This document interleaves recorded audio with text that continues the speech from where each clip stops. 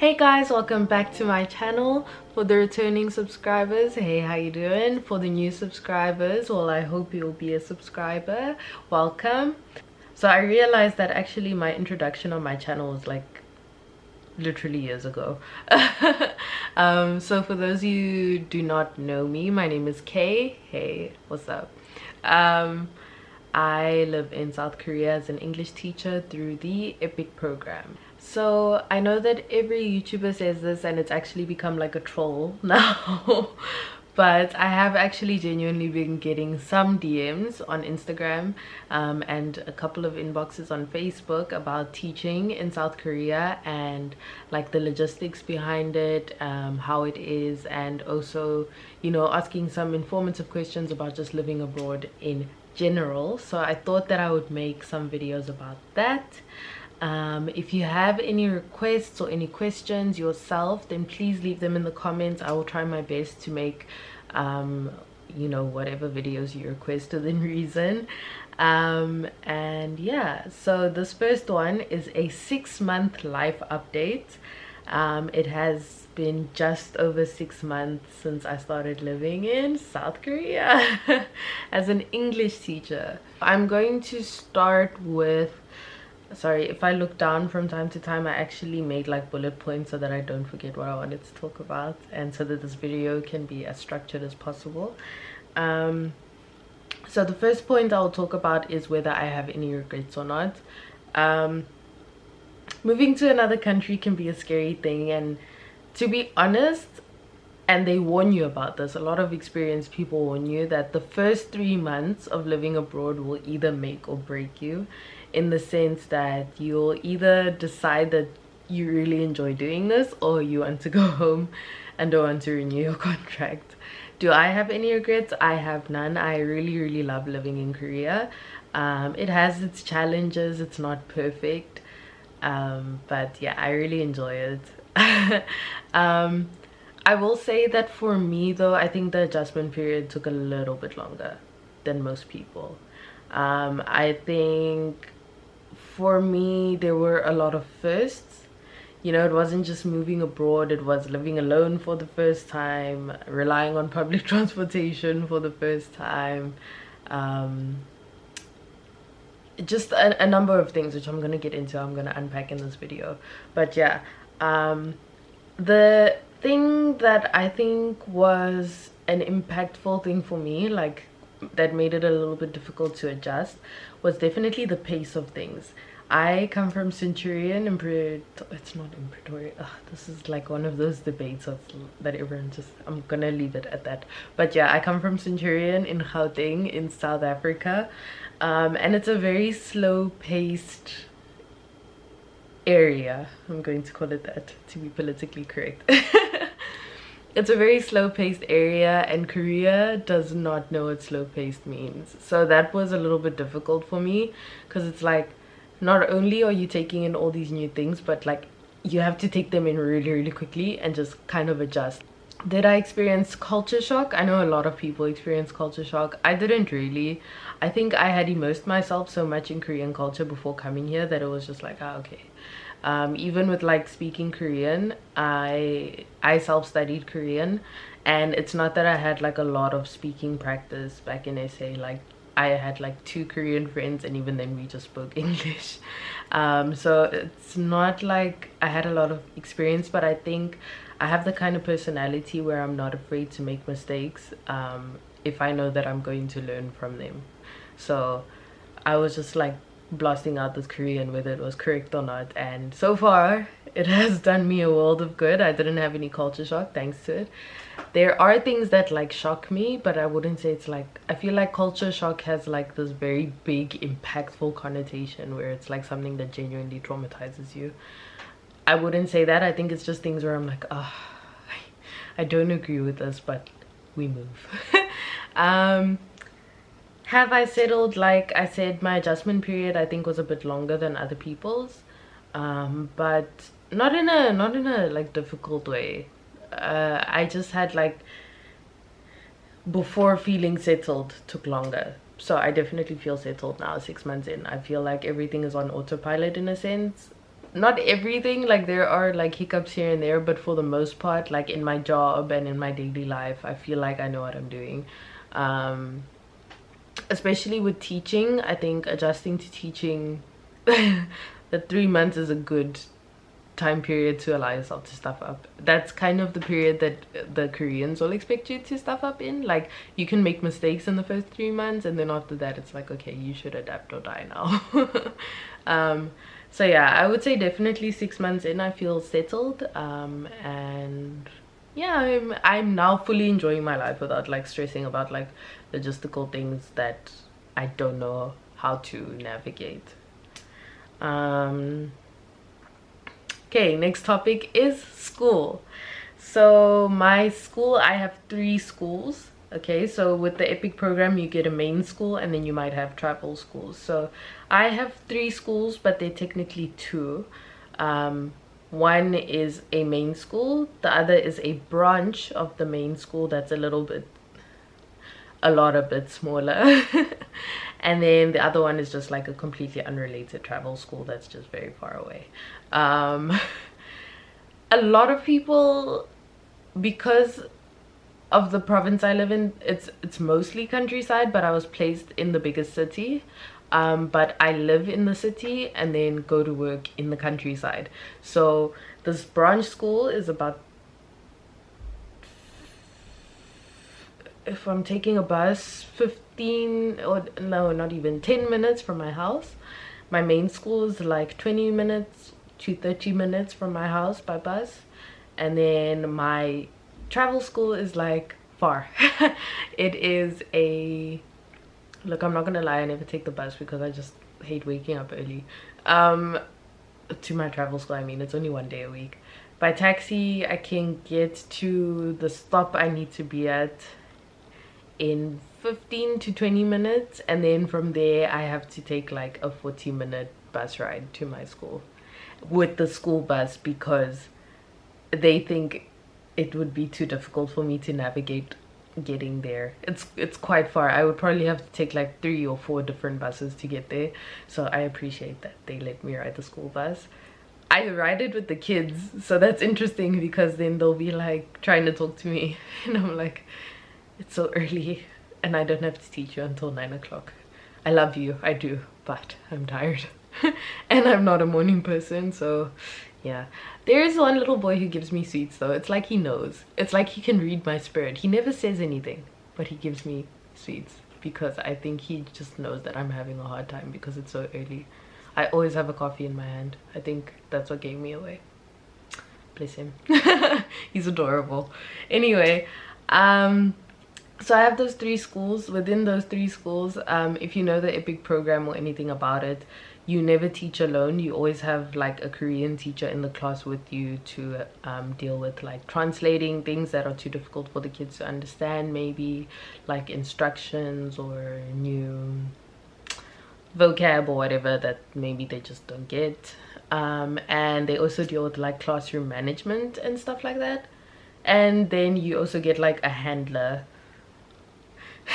your main co-teacher, who like handles stuff like, if I have an electrical problem in my apartment, then for example, I hadn't met my landlady because the day I was supposed to meet her, my landlady was like, she went far away to go do something, so we never ended up meeting. And then I had an electrical problem, so I had to call my co-teacher and be like, yo, I'm having this problem in my apartment, and then she had to call my landlady, and then only did my landlady and I meet, type of thing. So your main co-teacher will help you with stuff like that. I'm not gonna lie, I have very helpful co-teachers. I mean, my co-teachers have changed now because it's a new semester and the beginning of the year, and in the beginning of the year a lot of positions can change around, but I had very helpful co-teachers. I don't know about now. I have to play out the semester to see, but yeah, she was very, very helpful, and like in that situation she would like, regardless of what she was doing, she like called the landlady or whatever the issue was, type of thing. But other people do not get as lucky as that, so I'm like really, really grateful. I always say that I think I got a really good placement. I live in a really good part of the city. I have really nice schools where the staff is friendly and everyone is really nice. My kids are sweet, most of them. You know, kids are kids. And it's the same as not liking math. There are going to be kids who don't like English, and that's okay. I always say that to them. Like, they'll be like, I don't like English. I'll be like, that's okay, but you need to concentrate. Like, you need to pause regardless of whether you like English or not. It's the truth. So yeah, I think I've been very blessed and very fortunate with my work environment. I got a really good work environment, and I know a lot of people are not as lucky as I am, like including some of my closest friends are not as lucky as I am, so very grateful for that. Okay, next section. Okay, my apartment. So in my apartment I live alone. I live in what Koreans call a one-room apartment, so it's literally one room. To be honest, I don't have it in me to do a room tour yet. The reason being is I found this room completely furnished with my landlady's furniture, not with the furniture of the people who lived here before me. So for me to, I can't throw it out, so to speak. It like belongs here. So I feel like I haven't been able to make the space my own in a sense, because it's already a small space, and then it's quite full of like furniture that is not mine, that doesn't belong to me, and so I can't decide what to do with it, and it doesn't belong to no one type of thing. So yeah, I would just describe it as it's a room. There's like a little kitchenette and a sliding door to separate it. There's a laundry room, laundry balcony thing, sliding door to separate that, and then you have like a little bathroom, traditional Korean style bathroom. Yeah. It's enough for me. I'm content with it. I just feel like I haven't made it my own, and so I don't want to like put on the internet like, yeah, welcome to my crib, wanna come in? We used to watch MTV Cribs. Anyway, but yeah, it's a pretty cool space. I like living alone. It can be lonely. That's the other golden question.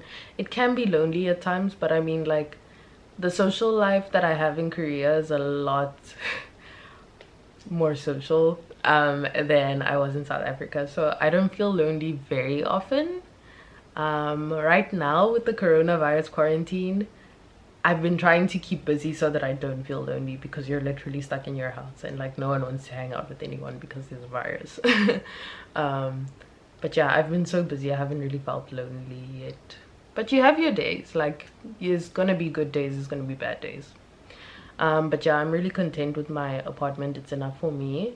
And yeah, the one thing I do miss, not quite apartment related, I miss having a car. I'm not gonna lie, would I get a car in this country? No, it seems like a pain, but I really miss having a car, particularly on days where it like rains or snows. I'm just like, wow, I must walk in the cold and take the bus or take a taxi.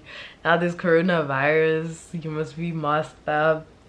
You know, on the bright side, there's seats on the bus now, I can actually sit down, but you know, other days you're busy holding on there for dear life while the Ajashis are flying there with your life like it's Fast and Furious or Need for Speed. I don't know, man. Sometimes I have moments where I'm like, oh, Sasha is my car's name, revealing all the personal info, but still, whew, I miss her sometimes. But yeah, that's like the only thing where like sometimes it sucks, other times it's really convenient. Like, for example, if it's like snowing, it takes some of my colleagues like triple the time to get to work because it's so scary to drive on the road, and I'm grateful I don't have to do that. I've never driven in snow, so I'm like really grateful that I can just take like a bus, and that the bus will run according to schedule and whatnot. Yeah, so it has, once again, its ups and downs, but yeah, Korea's public transportation system is flawless. In other cities, there's even the subway that's super easy to take, super fast. It's faster than taking a taxi, you know. So good Korea. Okay, next topic is traveling. So traveling domestically in Korea, I haven't actually, I don't know, I consider going to Seoul traveling. that's my idea of it. So I've gone to Seoul quite a bit, and when I go to Seoul, I make an effort to go to like a different area of Seoul each time. So I've gone to Seoul quite a bit. Quite a bit. And I haven't really traveled around Cheongju. Like, I've done like the basic things that people do on the weekends in Cheongju, but I haven't gone to like the things that if you had to open like those, you know, those books that are like on the coffee tables of travel centers. I haven't done that kind of stuff. I have gone to Jecheon in my province. I was in Cheongju only for my orientation. I haven't gone back to travel. That's my province. That's Seoul. I have gone to, in Gyeonggi-do, I have gone to Suwon and Pyeongtaek. No, my battery's dying. Suwon and Pyeongtaek, just for like a day each. Pyeongtaek, not my vibe. Suwon was pretty cool.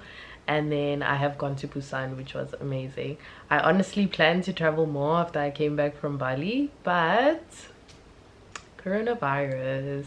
Then the next topic is friends and family. Regarding friendships, the friends that I'm still friends with in South Africa, I have like a really good relationship with. I don't always contact them as much as I should. I'm sorry guys, I love you if you're watching this.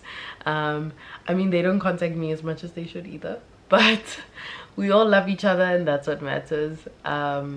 And yeah, I mean, it's like when we talk, it's like nothing changed, you know. The only difference is that I'm in a different country. And then regarding family, family is family. As long as you keep in touch with each other every now and then, except my parents. I speak to my parents like every day, but I keep in touch with a lot of my family members quite often too, actually.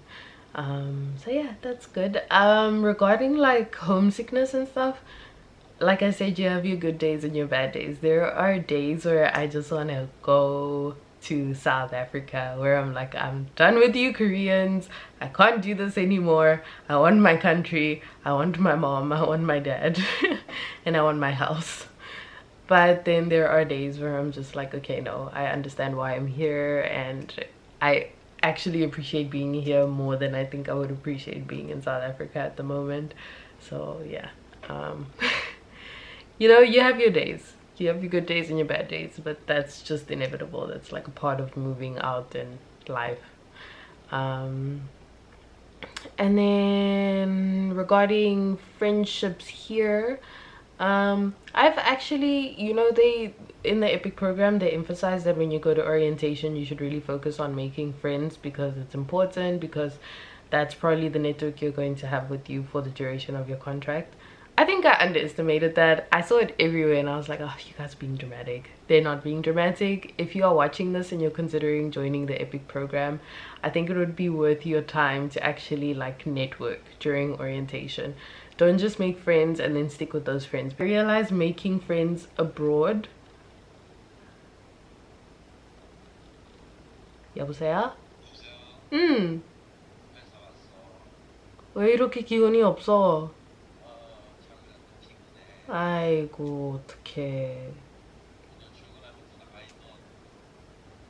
아, 그래? Of situations. But yeah, in terms of me, that does I didn't, like I said, I got a couple of close friends out of orientation, but I was really lucky in the sense, again I say this, that with my placement in my city, we have like a group chat of all the teachers, and we all hang out with each other and we're all friends and we chat like during the day, and if someone's having a hard time, we all cheer the person out type of thing. So it's actually really cool that I have like a friend network of people who have like the same job as me, so we can meet like on a Friday night and just talk about like and vent and all of these things. So that's been really great. Yeah, I have those friends. I have some friends in other provinces, and then I have some like Korean friends as well. I think it sounds weird, but I think it's really important to make Korean friends, because I think they do show you a different side of Korea. Like, there are a lot of things I would not have experienced if I was hanging out only with foreigners. Like, we call it the foreigner bubble, because like certain foods I would never have eaten, or like just things I would never have done and gotten to experience, type of thing that I've gotten to experience with my Korean friends. So I'm really grateful for them. And yeah. What else? Oh, okay, and then the last one, which is like the main question I've been getting everywhere. The coronavirus is like a thing right now. I say it so casually, it's a thing right now. It is yeah, it's a problem. And to be honest, like life in Korea, I honestly think it depends on where you are, but for me life in Korea is normal, except that I stay in the house literally, like the only time I leave my house is to go to work and to go to the grocery store that's like 2 minutes walk away. That's it. In the past, like ever since the coronavirus cases escalated, I went out to dinner once, and then like the next day there was news that there was like a case who had gone into that general area. But the beautiful thing about it, it's not beautiful, but it's just like, it's amazing that the Korean government has been able to do this, is that there are maps that track like the movements and the places that these patients have been in the days that they've like contracted the virus or were suspected of having contracted the virus or whatever. So in the end, it turns out that that person didn't go anywhere near where we ate. But yeah, it will like show you on the map the exact places, and then they release like their movements through the day. So like they went to this convenience store at this time, they took this number bus to this place, they went to this restaurant for this long, type of thing. So that's really cool. Honestly, I'm not stressed about the coronavirus. The reason being is I feel like, I mean, I'm stressed in the, you know, in a conventional sense. Like I worry about my hygiene, and I mean, I've always worried about my hygiene, but I mean, like, you know what I mean, like hand sanitizer every 2 seconds and wearing a mask and stuff like that. But I'm not stressed in the sense that I'm feeling panicky, purely because I think that the Korean government is like literally the most proactive government in the world right now. The reason why Korea's cases seem so high is because they are testing the most for this virus, whereas other countries could be letting people walk around with this virus without knowing, so until they turn themselves in. So yeah, that, the resources, like there's hand sanitizer everywhere in public that you can use, although I have my reservations. I like never use it because I just feel like if I have to touch the pump, then I'm gonna before and then no. But the point is they're trying, you know. Masks, people check your temperature in certain places. I mean, I haven't had my temperature checked except at the airport, but that was before it got serious. That was like before all the cases escalated. But yeah, I mean, like you can't even go to the doctor anymore without getting a coronavirus test. There's a chick who like broke her ankle or something. She had to get a coronavirus test before they would let her check out her ankle at the doctor. So yeah. And what else?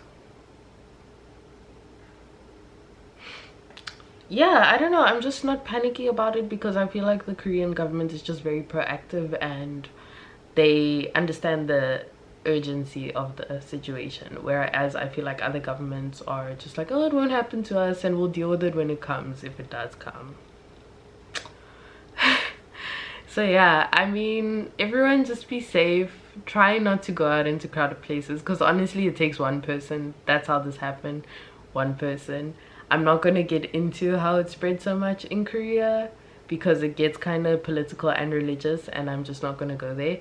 But yeah, it takes one person, so I really just avoid crowds. I wash my hands frequently. I always used to anyway.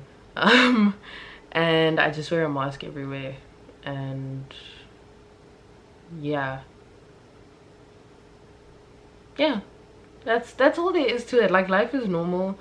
It's just some businesses have had to shut down, either because they've been like a confirmed case has been there, or like in the area, or like business is not doing well because there's no customers, or they just also want to prevent the spread of the virus, type of thing. So a lot of businesses have shut down, and the businesses that are still running are like quite empty a lot of the time. Like, there's a really popping area not far from my house, and we went there for dinner that time.